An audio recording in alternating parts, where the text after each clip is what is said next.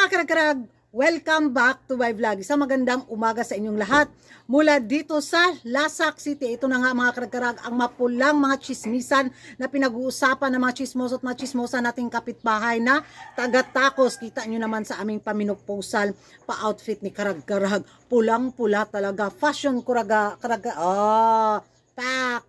Sing pula talaga yung chikahan ngayon mga karag-karag na kung saan tapos na nga ang Miss Universe Colombia 2024. Kinuronahan na nila ang kanilang pambato para sa Miss Universe sa Mexico na kung saan daming dismayado. Daming napa-question mark.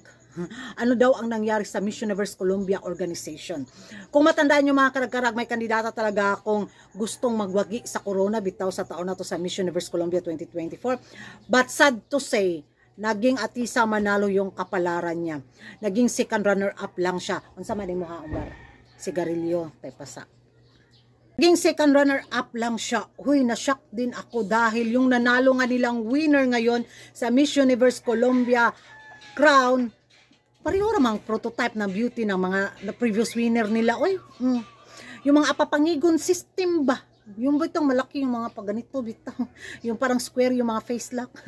Yun yung gusto ng Miss Universe Colombia organization na mga beauty. Happy rin ako mga karag-karag na hindi nanalo yung malakas nila na front runner.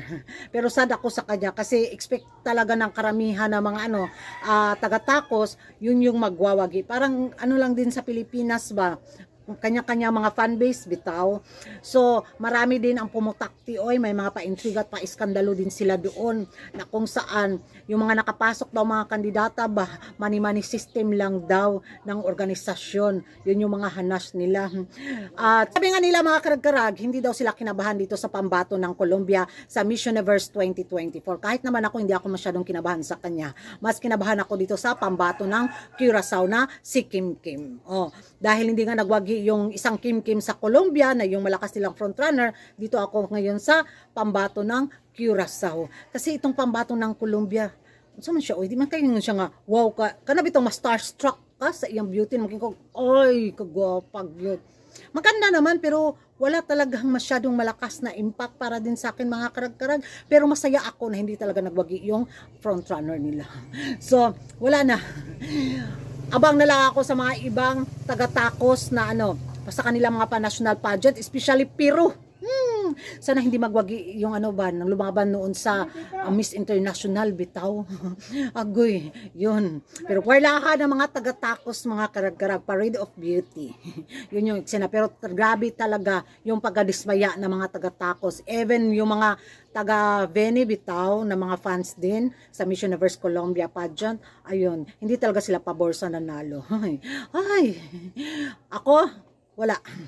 Happy.